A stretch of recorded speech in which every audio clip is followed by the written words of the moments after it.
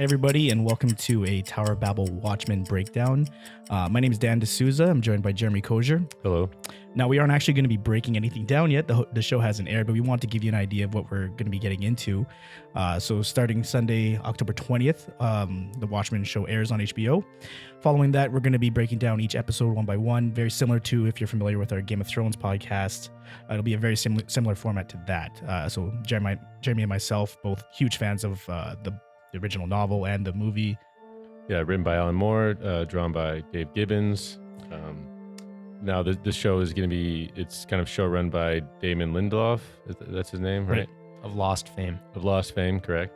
Sorry, I'm Julian. This guy Miersch. can't stay off the fucking mic. I'm helping produce the show. If you have listened to our Game of Thrones stuff, I was a host on that. Help himself. I was a host on that. I just couldn't. I couldn't do That's it. unbelievable. It was important.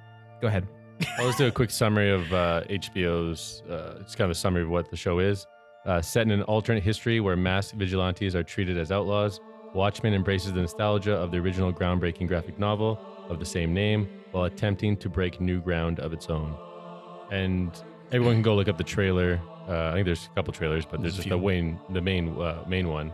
And if you are aware of the original graphic novel, you know that this is taking place after the events of the graphic novel. So when they say kind of breaking new ground of its own, it's pretty apparent in the trailer how like vastly different the direction is going here. It's kind of weird for me looking at the trailer. It stylistically and visually really reminiscent of the movie. However, this is directly following the book, not the movie, which they do have, although similar, distinctly separate endings. Right. They made some changes. The movie is the book, but yeah, it's not taking that exact kind of look per se, tone even. Right. Referencing the Zack Snyder movie, of course. Yes. So I don't know much about it, but I've kind of been avoiding a lot of the press other than the trailers. So I haven't been researching in terms of characters. I know that Laurie's in it, Silk Spectre too. But the name that she's under is Laurie Blake. So she's using the comedian's last name. Right. And then Jeremy Irons is playing a much older Ozymandias. Adrian Veidt, yeah. Yes. Amazing casting. Just amazing. Yeah. This guy can't stay off the mic. So yeah, no, we're really excited. We're really looking forward to it. This is kind of Tower of Babel's next big thing. It'll be a weekly podcast, and looking forward to the conversation. We've had a lot of great interactions with fans, theories, that kind of stuff, and this show is going to be rife with that because it is, like you said, Jeremy, breaking new ground. This is brand new to all of us.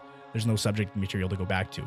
So with that being said, the original graphic novel Watchmen is a part of the 100 greatest novels of all time, I believe.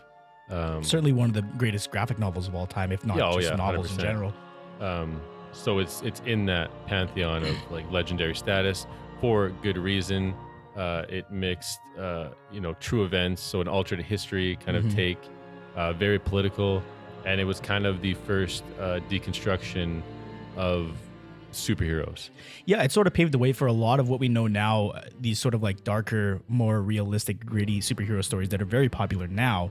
This was essentially the first of those. So you can, it directly relates to, Dark Knight Returns. The Boys on Amazon is another same genre, although it's got a lot of goofy tendencies. It's still a deconstruction of the superhero Right, mythos. and it used all new characters, but still mirrored, obviously, the more famous characters that we know who have been around for 75 years. And Watchmen is very similar in that sense. So there's a couple characters that are sort of Batman analogs. Dr. Superman. Manhattan is Superman, right? Although to the nth degree. And that's why this new show is so exciting because, Alan Moore had something to say about superheroes and what they meant if they really existed in our society. And now Damon Lindelof he's making a sequel to it. And he's going to juxtapose that with what's going on in society today in terms of the political, atmosphere. Sure. So, and that's pretty apparent, I think, with the, teams you can kind of like gather from the trailer, like with the cops are kind of all banding together. Yeah. And then vigilantes are all just kind of coming out of the woodwork. And they're kind of, going at it. Yeah, and the other thing that's interesting, not only is it going to be commenting on sort of the current zeitgeist, but also nowadays, unlike when Watchmen when the comic came out, sure, this was true, but when the movie came out, it was less so. Right now, with Marvel and DC, superheroes are bigger than they've ever been in terms of mainstream media and movies. That's true, yeah. So this has an opportunity to comment on that in a way that not a lot of the other shows have been able to.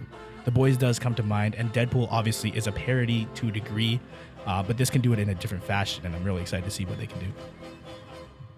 Yeah, so like originally the Watchmen novel, like you said earlier, is a deconstruction of superheroes. What it really tried to do, and I think was successful in doing so, was creating a world where basically there aren't any superheroes other than Dr. Manhattan. Right. The rest of them are just real people, but they're all, and what is so endearing about it is that they're all flawed characters. They all have these issues, and some of them are very deep psychological and sexual issues.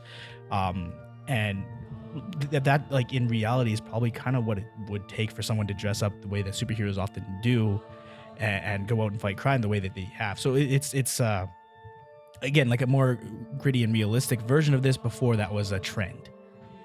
Okay, so like we said, Watchmen will be premiering on the 20th, after which we'll be recording every Monday night on a weekly basis, and we'll be dropping our podcast Tuesdays.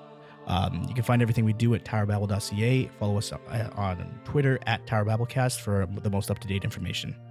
And if you want to follow along and like email us questions, that'd be cool too. towerbabblepodcast@gmail.com.